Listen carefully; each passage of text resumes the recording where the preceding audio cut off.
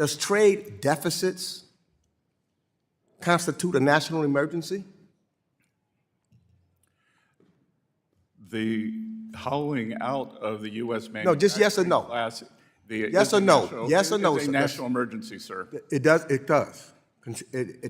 You're telling me trade deficits equals a national or creates? Persistent and prolonged. Okay. Yes, sir. And do you know also, sir, that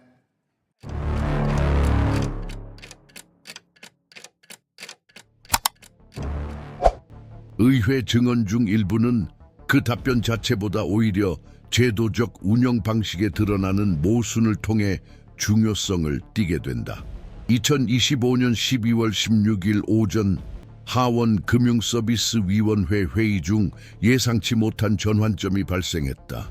관세 제도와 그 경제적 영향을 논의하기 위해 소집된 청문회는 그레고리 미크스 하원 의원이 재무부 차관보 제커리 베센트에게 경제 데이터뿐만 아니라 대통령 연설의 근간이 되는 제도적 정당성 논리를 긴장시키는 일련의 질문을 던지면서 새로운 차원을 맞이했다. 이 과정에서 드러난 것은 단순히 국제무역에 대한 기술적 의견 차이가 아니라 헌법적 권위, 행정부의 서사적 일관성, 그리고 최근 역사를 선택적으로 해석하여 구조적 영향을 미치는 결정을 정당화하는 방식에 대한 직접적인 충돌이었다. 미크스가 취한 논리적 접근은 신중하게 구성되었다.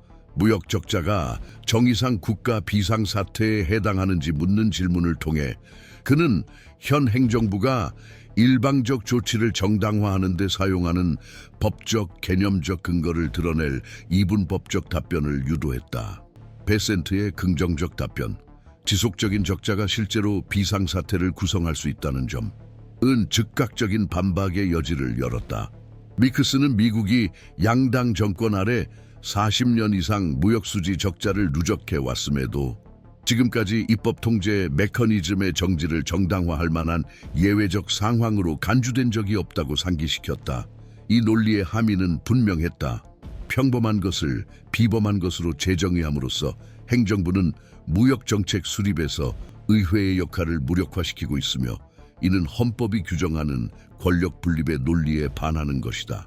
이 순간은 회의 진행에 단절을 가져왔다. 그간 기술적 논쟁의 예상 범위 내에서 진행되던 청문회는 이제 다른 차원, 즉 사실 자체의 제도적 틀에 대한 논쟁으로 전환되었다. 미크스는 단순히 경제정책의 타당성만을 문제 삼은 것이 아니었다. 그는 암묵적으로 행정부가 비상사태의 기준을 설정하는 데 사용한 기준, 즉 의회 심의 없이 결정될 수 있는 사항의 범위를 문제 삼고 있었다. 의원이 한 가지 요소를 추가하면서 긴장은 고조되었다. 대통령직의 연속성이다. 2024년 당시 대통령이 누구였으며 2025년 1월부터 누가 대통령인지 묻는 미크스의 질문은 단순한 연대기적 답변 이상의 것을 요구하는 듯했다. 공식 담론의 일부가 여전히 권력 이양에 대한 의문을 암시하는 상황에서 그는 재무부 대표가 선거 승계 절차의 합법성에 대한 확신을 가지고 있는지 시험하고 있었던 것이다.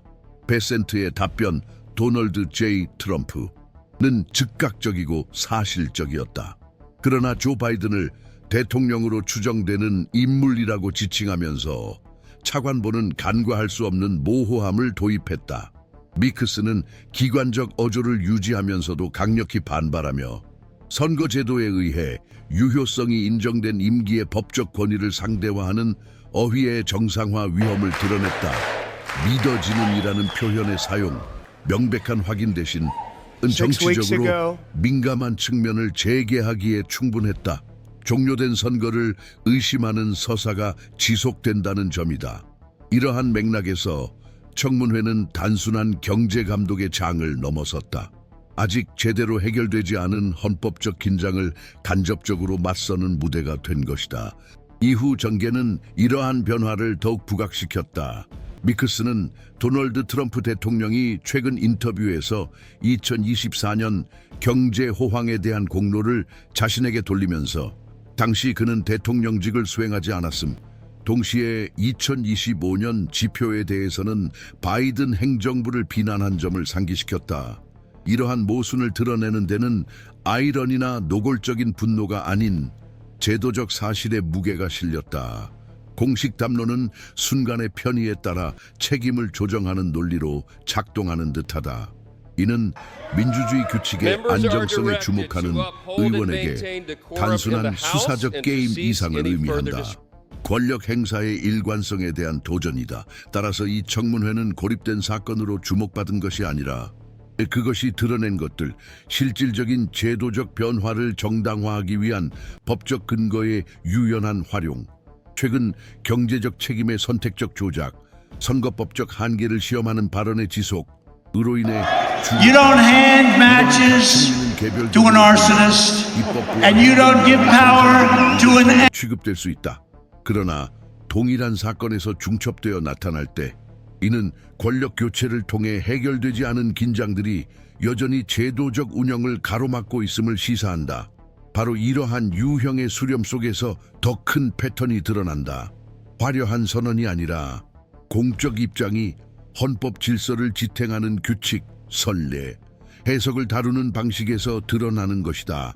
따라서 이러한 사건의 전개 과정을 주의 깊게 관찰하는 것은 약속, 슬로건, 예측에 의존하지 않고도 진행 중인 제도적 방향을 이해하는 데 도움이 된다. 이 시점부터 금융서비스위원회 청문회는 단순한 해석 차이를 넘어 입법 논리와 행정부의 경제정책 운영 절차 간 불균형이 심화되고 있음을 드러냈다. 트럼프 행정부는 무역 적자를 국가 비상사태로 규정하는 데 집착하면서 냉전 시대의 지정학적 위험 상황에서 전략적 산업을 보호하기 위해 고안된 무역확장법 제232조에 명시된 조치를 다시 한번 발동했다. 최근 몇 년간 이 조항의 반복적 사용은 의회뿐만 아니라 사법기관과 민간 부문 주체들 사이에서도 반발을 불러일으키고 있다. 이들은 해당 조항의 적용 확대가 원래 목적을 벗어난 것이며 헌법적 제약을 완화하려는 시도라고 보고 있다. 이러한 맥락에서 도널드 트럼프 행정부 출범 이후 경제적 비상사태의 정의가 점진적이지만 꾸준히 확대된 양상을 주목할 필요가 있다. 장기적 적자가 국가 안보를 위협한다는 논리는 대통령이 의회 승인 없이 관세 부과, 협정 재협상, 다자간 협정 중단 등 전략적 방어 명목의 조치를 취할 수 있는 근거가 되고 있다. 행정부가 실제로 대외 무역에 관한 광범위한 권한을 가지고 있음에도 미크스 의원과 같은 의원들이 제기하는 의문은 이러한 메커니즘을 가동하는 데 사용되는 기준과 입법부가 이러한 행위를 검토하거나 제한할 명확한 메커니즘이 부재하다는 점에 집중된다. 이러한 제도적 우려는 최근에 생긴 것이 아니다. 2019년부터 정부 회계감사원 GAO는 법적 측면에서 비상사태의 정의가 점점 모호해지고 있다고 경고해왔다. 후속 보고서에서 GAO는 이러한 상황을 규정하는 객관적 기준이 부재함으로써 형식적으로는 합법적이지만 권력 분립의 균형을 위협하는 재량적 해석의 여지가 생긴다고 지적했다. 동일한 경제 상황, 이 경우 무역수지 적자, 이 수십 년간 일상적인 문제로 취급되다가 이제 국가안보 위협으로 격상된 사실은 이 개념이 법적 이해의 합의적 진화가 아닌 행정부의 편의에 따라 형성되고 있음을 시사한다. 이러한 패턴의 변화는 다른 전선에서도 반향을 일으키고 있다. 관세 조치의 영향을 평가하는 독립기관인 국제무역위원회 ITC는 종종 완전한 기술적 분석이 완료되기 전에 더 신속한 의견을 내도록 정치적 압력을 받고 있다. 동시에 법무부는 이러한 조치의 헌법적 한계에 대한 논의에 참여하고 있으며 특히 주내 기업과 소비자에게 직접적인 영향을 미치는 경우 주 검찰관들과의 갈등이 발생하고 있다. 주 검찰관들은 투명성 부족과 공론화 절차 위반을 주장하고 있다. 이러한 정부 간 갈등은 현재 무역 정책 운영이 단순히 경제적 효율성 차원을 넘어 누가 실질적인 최종 권한을 가지는지에 대한 제도적 분쟁의 장으로 변모했다는 인식을 강화하고 있습니다. 이와 동시에 일부 관세가 일방적으로 시행된 것에 대해 그 합법성을 문제 삼는 기업 컨소시엄과 상공회의소들이 사법부에 소송을 제기하고 있다.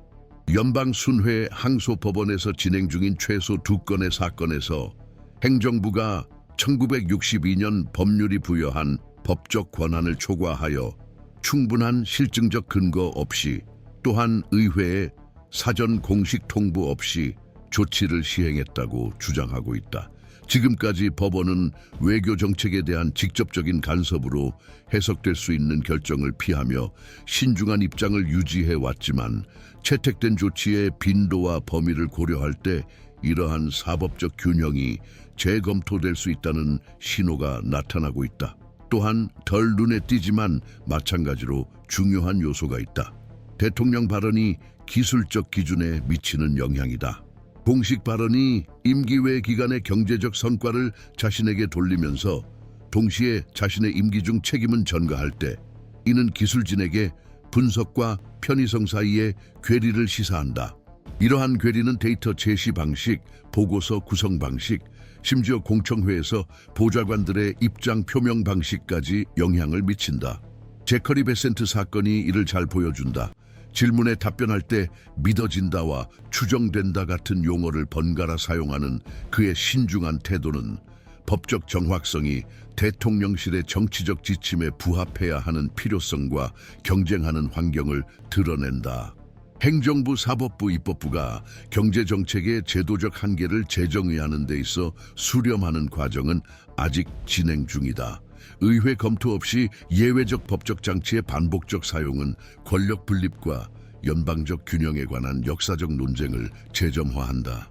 미국 체제가 억제 및 검토를 위한 공식적 메커니즘을 갖추고 있음에도 해당 수단 사용과 효과적 통제 가능성 사이의 반응 시간은 많은 경우 이미 시행된 조치의 영향보다 더 길다. 이는 합법성과 거버넌스, 규범과 국가 경제 정치 환경에 미치는 효과 사이의 불일치를 초래한다. 따라서 긴장은 단순히 법적 행위 자체에 있는 것이 아니라 예외로 여겨지던 것이 얼마나 빈번하게 규범으로 자리 잡는가에 있다. 이 과정에서 제도적 역할은 점차 재설계됩니다. 공식적인 개혁이 아니라 조용히 쌓여가는 선례들에 의해 말이죠. 바로 이러한 구조적이고 지속적인 변화를 본 채널에서 면밀히 추적하며 공식 기록과 출처, 전개 과정을 바탕으로 그 효과와 함의를 분석하고자 합니다. 이용 가능한 기록을 바탕으로 행정부가 일방적 무역 조치 채택을 위해 비상사태 근거를 반복적으로 활용하는 문제에 대한 논쟁은 여전히 진행 중이다. 법학자, 국회의원 및 제도 분석가들은 이러한 관행의 성격과 효과에 대해 의견이 분분하다. 일부 학파는 입법 과정의 본질적인 지연과 국제 경제 환경의 급속한 변화에 대응하기 위한 실용적 적응이라고 본다. 이러한 해석에 따르면 무역 정책 운영에는 신속한 의사결정과 즉각적인 대응이 요구되는데 이는 입법적 심의 체제가 항상 적시에 제공할 수 있는 속성이 아니다. 따라서 행정부는 공식적으로 정해진 한계를 넘지 않으면서 국가 이익을 보호하기 위해 이용 가능한 법적 수단 내에서만 운영하고 있다고 본다. 반면 다른 분석들은 이러한 반복의 장기적 결과에 초점을 맞춘다. 이러한 관찰자들에게는 이전에는 일반적인 제도적 수단으로 처리되었을 상황에서 비상조치의 사용이 정상화되는 것이 권력 간의 균형을 약화시키는 거버넌스 패턴의 공고화에 기여한다고 본다. 경제적 비상사태를 정의하는 명확하고 검증 가능한 기준이 부재하면 지속적인 무역 적자, 생산 부문 간 불균형, 환율 변동 등 다양한 현상이 국가 안보 위협으로 규정될 수 있다. 이러한 확대된 규정은 의회의 제한된 감시 가능성 속에서 체계적 영향을 미치는 일방적 결정의 여지를 열어준다. 이러한 이론적 차이는 제도적 통제 기관의 활동에도 반영된다. 법무부가 대통령과의 직접적 대립을 피하는 신중한 태도를 취하는 반면 의회 연구처는 2월 이후 최소 3차례에 걸쳐 문제적 제도적 선례 창출 위험을 경고하는 분석을 발표했다. 이 문서들에서 반복적으로 제기되는 문제는 경제적 위협을 규정하는 기준의 투명성 부족이다. 내부 논의에서 법무위원회 위원들은 특히 무력 충돌이나 즉각적인 대외 위기 상황이 아닌 상황에서 반복적으로 적용된 점을 근거로 제32조 조항의 운영 한계를 양당 협의로 재검토할 것을 제안하기도 했다. 독립 분석가들은 여기에 한 가지 요소를 더 추가한다. 상당수 입법 기관이 행정부의 논리에 동조하는 정치 환경에서 의회가 감독 기능을 효과적으로 수행할 수 있는 능력이다. 공식적인 통제 수단은 여전히 존재하지만 실제 활용은 당파적 선거적 계산에 의해 제한되는 경향이 있다. 특정 상황에서는 의원들이 유권자 기반과의 마찰을 피하거나 전략적 동맹을 유지하기 위해 보다 단호한 공개 입장을 피하기도 합니다. 이러한 역학은 대표제 시스템에서 흔히 발생하지만 과도한 권력 집중을 억제하기 위해 고안된 헌법적 메커니즘에 직접 개입하게 되면 더욱 복잡해집니다. 현재까지 사법부가 국가 비상사태 개념의 해석적 확장에 어떻게 대응할지에 대한 합의는 없다. 대법원은 아직 대통령 권한 행사의 목적 외 사용 관점에서 제232조를 근거로 한 대통령 조치의 적법성을 직접 심사할 기회를 얻지 못했다. 그럼에도 전문가들 사이에서는 진행 중인 상업소송이 상급 법원으로 넘어갈 경우 이러한 심사가 이루어질 것이라는 기대가 커지고 있다. 만약 그렇게 된다면 법원은 예외적인 상황을 위해 고안된 법적 장치를 반복적이고 정치적으로 활용하는 것이 그 자체로 헌법적 구조에 중대한 변화를 초래하는지에 대한 민감한 문제를 심의해야 할 수도 있다.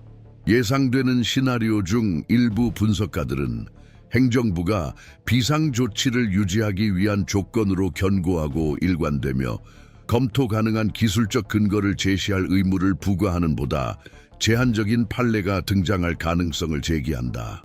다른 회의론자들은 대법원이 외교 및 안보 관련 사안에서 행정부에 대한 전통적인 유보 태도를 유지할 것이라고 평가한다. 이는 대통령직의 기능적 한계를 실질적으로 재정의하는 것을 암묵적으로 수용하는 것을 의미할지라도 말이다.